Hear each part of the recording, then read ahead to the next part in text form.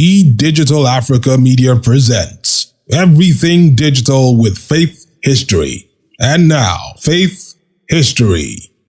Hello, everyone. My name is Faith History. And again, this is Everything Digital. Welcome to the show. So what is imposter syndrome? Guys, you have probably heard the term before, and you've heard it being used on talk shows, and maybe you've read a book or two, and you may be wondering, is it really real? Does it exist, or does it only happen to celebrities and people that I feel living a different lifestyle from me? However, if any of those things that I've just said to you has ever gone through your mind, especially when you're receiving some type of, recognition or award, or you're about to embark on a new and different thing in your life, then you know what? That's what's probably hitting you up at that point. And a lot of people do say it, and it doesn't really have any implications. And they feel like it doesn't really have any space in the real world. However, it does. And I'm really sorry to bust your bubble. Imposter syndrome is actually a real thing. According to a survey, about 70% of people have experienced it in their careers. So what really is it? It basically is an internal experience of believing that you are not as competent as others. So you know what you're doing, you've trained for it, you're doing it, but you somehow believe that you're not as competent as others. And you might suffer from this if you feel like you got lucky when you actually prepared very well and worked really hard to get where you are. You might find it hard to accept praise. You apologize for yourself when you actually didn't do anything wrong. You hold yourself to incredibly, even sometimes impossibly high standards. It has to be perfect. It has to be right. You do it over and over and over again because you just feel like you're not really that good because you have the fear of failure. And it's paralyzing. You avoid expressing confidence because you think people will see it as obnoxious or overcompensating. You're convinced that you're simply not enough. And now let's talk about some of the types of imposter syndromes that are out there. But before that, we're going to take a quick break. And when we come back, we can talk about the types of imposter syndromes that there are. Listen up. Don't go anywhere. We'll be right back. And we're back. All right. So before we went on break, we talked about imposter syndrome, what it is. And now let's talk about the types of imposter syndromes that are out there. Okay. So number one, the perfectionist. So a perfectionist, they set excessively high goals for themselves and they fear failing to reach them because they have major self-doubt about whether they will measure up anyway. So with perfectionists, we have difficulty delegating and then we feel frustrated and disappointed with the results. It's never quite good enough. I don't know if you all saw that film, Black Swan, with Natalie Portman. She played the role of Nina, a ballerina. And that sounded like, a rhyme. Nina the ballerina. Anyway, she got this role to in the movie to be this ballerina, and she kind of went mad because she was trying so hard to be so perfect. She just wanted to be the best ballerina ever to play that role, and at the end of the day, she literally almost died. She almost ran herself mad and died because she wanted to be so perfect. And even in her own mind, even then, she wasn't even still perfect. And that's basically what happens to perfectionists. I used to be a perfectionist, and I have to say that, yes, by God's grace now, I'm no longer a perfectionist. I never thought anything was good enough. I always wanted to do it over and over and over again.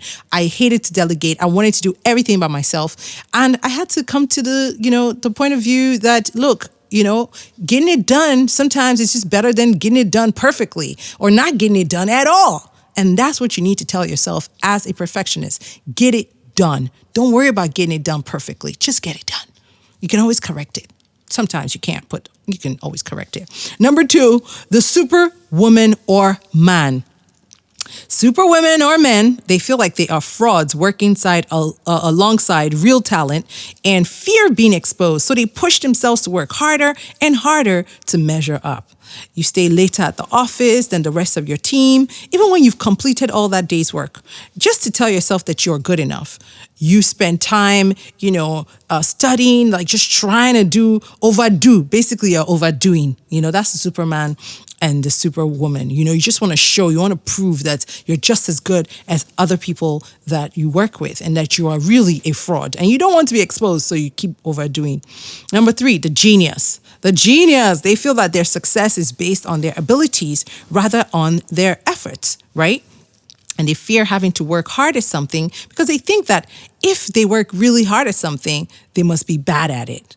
You hate the idea of having a mentor because, why do I need a mentor? I can handle things on my own now. I'm a genius. And what you don't know is that even geniuses of history that we all, grew up hearing about or, seeing their work, they spent countless hours. Think about Einstein, countless hours testing out his theories, trying again just to find that light bulb. And finally he did after how many? 10,000 or something, So that's what actually happens to geniuses. Look at Michelangelo, rather. I almost changed his name, Michel. Michelangelo, he painted the Sistine Chapel. But before he did that, he did so many other projects that people don't know. And he spent countless hours learning and training and becoming just a master at his craft. So it takes time to be genius even. And geniuses that feel that, I'm a genius, I shouldn't have to work at it. That's imposter syndrome talking to you. Number 4, the individualist, right? So this individualist, they feel like asking for help reveals that they are imposters and they fear assistance so that they can prove their worth. So these guys, they won't even ask for help. They'll just be there. You'll be like, where's the project? Where is it? Oh, I'm still working on it. You'll get it at 2. You'll get it at 4. Before you know it, 4 has become 1 week, 2 months, and the project is not done because they don't want to ask for help. They feel that them asking for help is going to show that they are not good enough, not knowing that if they ask for help, they will get the help and they'll be able to be more efficient with their time, learn something faster, be better at what they are learning because now you've asked for help and you're even better at it and you know now what you're doing. Actually, just go ahead and ask for help, okay? Don't be an individualist and be the one holding up your team from achieving their next goals. Okay, if I'm talking to you, you know yourself. Number 5, the expert. So these experts, they feel like somehow they tricked their employer into hiring them and they fear being exposed as inexperienced or unknowledgeable. That's why you should never really just go ahead selling yourself as an expert. I mean, you're good at something, but are you really expert? Anyway, so these experts, they constantly seek out training because they feel that they need to improve their skills. They want to be experts. They believe they need to be experts. And so if they are not expert, they will not rest and they keep training themselves. Look, when we look at all of these things all the different types of imposters, you can see, or the different types of imposter syndromes, rather, you can see that all of them can actually belong in one person. You can see how easily one human being can go from being a perfectionist and they're also a superman or woman, because what would a perfectionist be doing at work at 12 midnight? Of course, trying to get it right, trying to get it perfect, right? So you can see how easily that same person would be a superman or superwoman. And they would also still feel like they're a genius. And, oh my goodness, I don't know why I'm even here. I'm a genius. I should just automatically know this. But because they want to be perfectionists, they're there, spending that time doing it, trying to figure it out. And, the individualist as well can also easily become a perfectionist because they're just sitting there, trying to figure it out, not trying to ask for help. And so they end up spending all these countless hours doing something that could have been done in 5 minutes in 50 days. And the expert. The expert is the combination of all these people, right? Like all of these characteristics, they are individualists at the core. They feel like they're geniuses. They're also a superwoman, superman, and they're also perfectionists because that's why they're the expert. So you could see, if you really step back, that imposter syndrome is what causes all of these things. So if you find yourself exhibiting these types of behavior, you really need to take a step back and say, look, am I feeling that I'm not good enough? Am I feeling that I need to surpass everybody else around me? And why do I feel this way? And how do I deal with it? Let's go to another quick break. And then when we come back, I'll tell you how to deal with your imposter syndrome so that it doesn't eat you up alive and you don't go mad. I don't want you to go mad. You're listening to Everything Digital. My name is Faith History. We'll be right back. And we're back.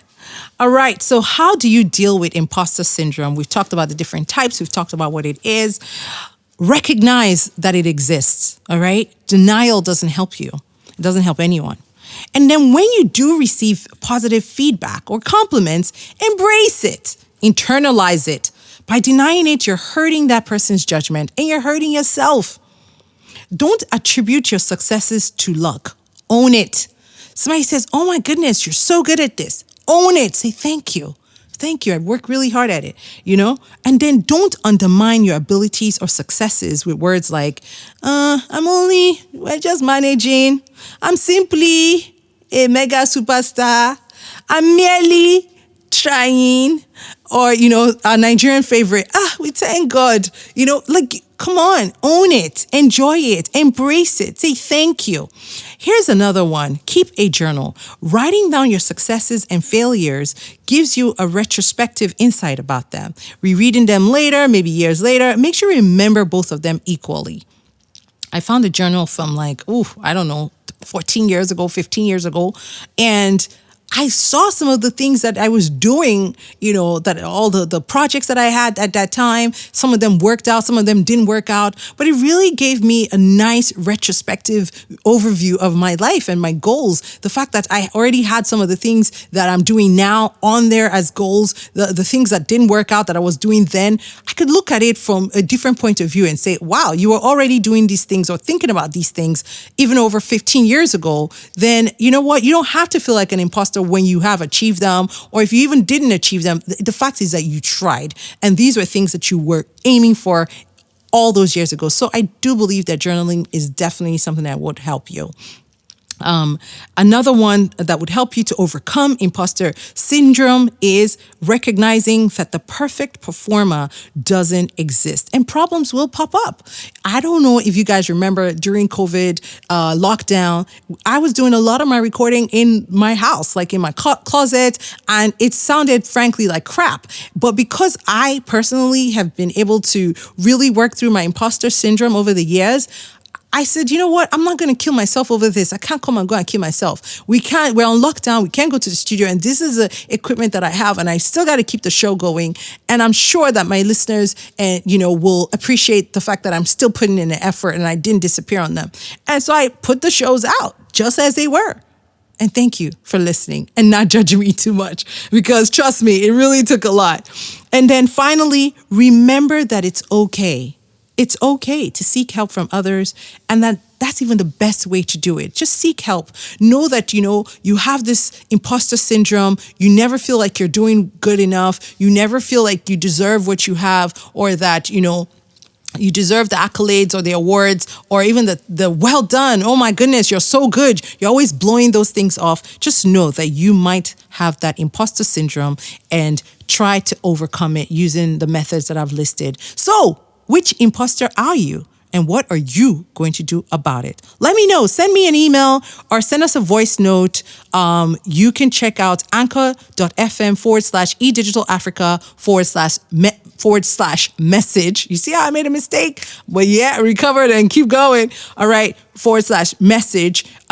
Again, that's anchor.fm/eDigitalAfrica/message. Or you can message us on our Instagram, eDigitalAfrica, or on Twitter, or on Facebook. You can send us a message on any of those handles. And that's the show for today. So let's catch up next week when we explore a brand new series, What's in Your Influencer Toolkit, and catch us on social media at eDigitalAfrica, everywhere you look.